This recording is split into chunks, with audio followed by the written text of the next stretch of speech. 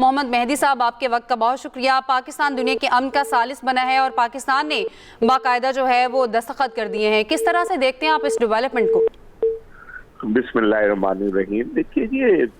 ये बहुत बड़ी डेवलपमेंट है और पाकिस्तान का सबसे बड़ा कारनामा ये था कि 46 ईयर्स के अंदर जो दोनों मुल्क कभी इकट्ठे बैठे नहीं थे, पाकिस्तान ने एक ही छत के नीचे दोनों को इकट्ठा कर दिया था और उसके बाद फिर जो सीज फायर हुआ और वो सीज फायर फिर कंटिन्यू रहा और फाइनली कभी ऐसा लगता था बीच में कि शायद ये मुआहदे तक ना पहुंच सके,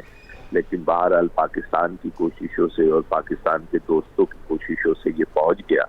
और पाकिस्तान के लिए ये एक बहुत ही ऐसा वक्त है कि कहाँ पाकिस्तान के बारे में एक तस्वुर ये पैदा कर दिया गया था कि पाकिस्तान एक फेल्ड स्टेट है और पाकिस्तान नहीं आगे बढ़ रहा, और कहाँ पाकिस्तान ने पिछले साल जो है हिंदुस्तान को जंग में मारा और फिर पिछले एक साल के अंदर जिस तरह पाकिस्तान की डेवलपमेंट हुई और जिस तरह पाकिस्तान ने दुनिया के मामलात में खासतौर से जंग के मामलात में दिलचस्पी ली, और सिर्फ दिलचस्पी नहीं ली बल्कि जो है मामलात को किसी हद तक जो है वो खत्म करवा दिया और यहाँ तक पहुँचा दिया है कि आज जो है वो एक दस्तखत हो गए हैं डॉक्यूमेंट के ऊपर। तो ये एक बड़ी अचीवमेंट है जी, और इस अचीवमेंट के अंदर पाकिस्तान को पूरा क्रेडिट जाता है और पाकिस्तान की इस वक्त की क़यादत को भी कि उन्होंने जिस तरह तहम्मुल के साथ और सब्र के साथ और बार बार राब्ता करना और राब्ता करके इस बात तक लेकर आना कि आपके जो मसाइल हैं उनको हल किया जाएगा और आप परेशान ना हो। और ख़ास तौर पे ईरान के लिए जिसको अभी पिछले जून के अंदर ही जिसके ऊपर हमला हो चुका था और उस हमले के बाद ये दोबारा हमला हुआ था, उसको इस बात के ऊपर कायल करना कि आप दोबारा बैठें और आप यकीन रखें कि हम पूरी कोशिश करेंगे कि जो भी आपके ग्रीवेंसेस हैं उसको हल किया जाए। तो ये एक बड़ा कारनामा है और फाइनली आज वजीर आजम पाकिस्तान को ये सादत हासिल हुई कि वो भी इलेक्ट्रॉनिक उसके ऊपर दस्तखत में शामिल हो गए हैं और अभी तक जो है उन दोनों ममालिक के अलावा ये तीसरा मुल्क है। तो ये बड़ी इज्जत की बात है और बड़ा कारनामा है पाकिस्तान। सही। इसके साथ साथ मेहदी साहब ये भी कहिएगा, अगर हम बात करें पाकिस्तान ने इस वक्त जो मीडिएशन में रोल प्ले किया है, यकीनन ये एक बड़ा इंपॉर्टेंट रोल है। पाकिस्तान की रीजनल स्टैंडिंग में आपको क्या लगता है, प्रैक्टिकली क्या गेन किया पाकिस्तान ने, या क्या हम एक्सपेक्ट कर सकते हैं कि ये जो डिप्लोमेटिक कैपिटल है इकोनॉमिक बेनिफिट्स में किस तरह से कन्वर्ट हो सकता है? अब ये पाकिस्तान ने इस तरह के कामों के अंदर पहले भी हिस्सा लेते रहा है। पाकिस्तान अगर चीन और अमेरिका के ताल्लुकात की बात हो तो पाकिस्तान ने उसमें एक बड़ा अहम रोल प्ले किया था। इसी तरह अभी ज़्यादा अरसा नहीं गुजरा, अमेरिका और तालिबान के अंदर जो मुज़ाकरात हुए फिर एक समझौते तक पहुंचे तो पाकिस्तान को उसमें बड़ा रोल था।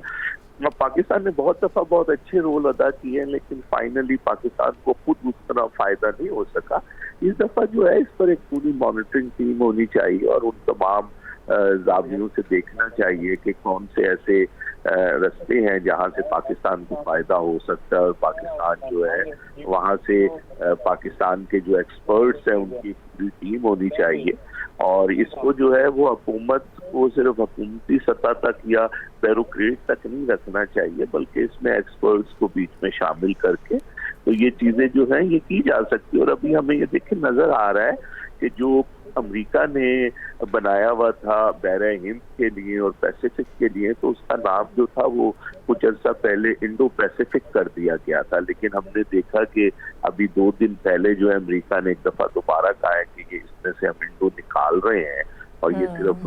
पैसिफिक ही होगा। तो ये चीज़ें तो हमें नज़र आ रही हैं कि दुनिया जो है वो पाकिस्तान में ये बात बहुत ज़्यादा हो रही है कि जो बहरा हिंद था, बहरा इंडियन ओशन, उस पर पहले ये कहा जा रहा था क्वाड बनने के बाद कि इंडिया की अब इसके ऊपर वो होगी और इंडिया देखेगा, लेकिन पिछले साल के बाद से ये बात सामने आई कि नहीं, इसका जो अरेबियन सी का हिस्सा है वो पाकिस्तान की है, पाकिस्तान उसको देखेगा। तो बहुत सारी अपॉर्चुनिटीज निकल सकती है और ख़ासतौर पे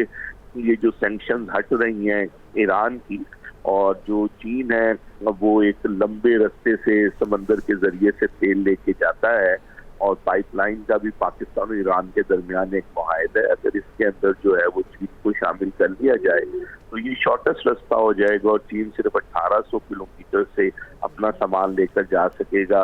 ऑयल की शक्ल में भी और गैस की शक्ल में भी, जो इस वक्त तकरीबन वो 12,000 नॉटिकल माइल के रास्ता तय करके वो लेके जाता है। तो ये बहुत सारी ऐसे एवेन्यूज हैं जिसको पाकिस्तान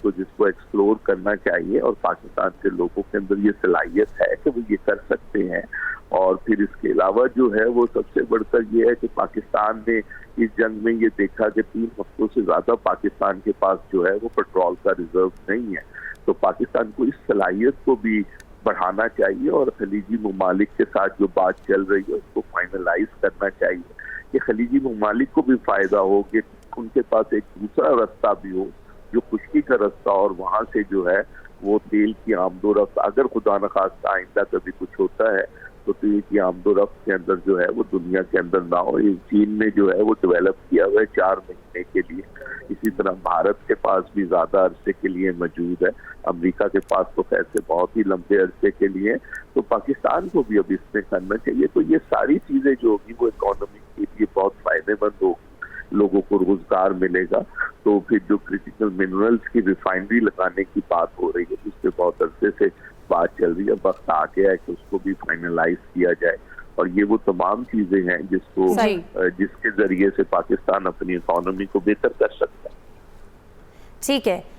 हमारे साथ ही रहिएगा मोहम्मद मेहदी साहब। मैं आपकी जानिब आना चाहूँगी। खालिद महमूद साहब, आप कहिएगा, अगर हम इनके गैप्स की बात करें MOU में, जैसा हम बात करते हैं कि अभी 60 दिन का जो वक्त दिया गया है, वो जो इसमें गैप्स हैं उनको कवर करने के लिए दिया गया है। फिर अगर हम बात करें पाकिस्तान के इस वक्त किरदार की, आपको क्या लगता है अब इन फ्यूचर